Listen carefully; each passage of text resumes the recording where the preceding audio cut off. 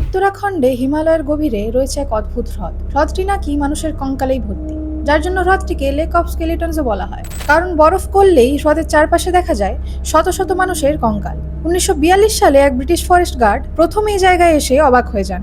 জল শুকিয়ে যাওয়ার পর সেখানে লক্ষ লক্ষ হাড়গোড় পাওয়া যায়। পরে গবেষণায় জানা যায় এখানে প্রায় 200-300 মানুষের কঙ্কাল রয়েছে, আর সেই হাড়গুলো প্রায় 1000 থেকে 1200 বছরের পুরনো। আরো আশ্চর্যের বিষয় হলো, ডিএনএ টেস্টের পর জানা যায় যে মানুষগুলি বিভিন্ন অঞ্চল থেকে ছিল, কেউই একই জায়গার নয়। সায়েন্টিস্টদের মতে এইগুলি ছিল বহু বছর আগে তীর্থযাত্রীদের কঙ্কাল। তারা নাকি বিপজ্জনক পাহাড়ি পথে যাত্রা করছিল। ঠিক তখনই আকাশ থেকে নেমে আসে ভয়ঙ্কর শিলাবৃষ্টি। এত বড় বরফের টুকরো পড়েছিল যে মানুষের মাথা পর্যন্ত ভেঙে যায়। তবে স্থানীয় লোককথা আরো ভয়ঙ্কর।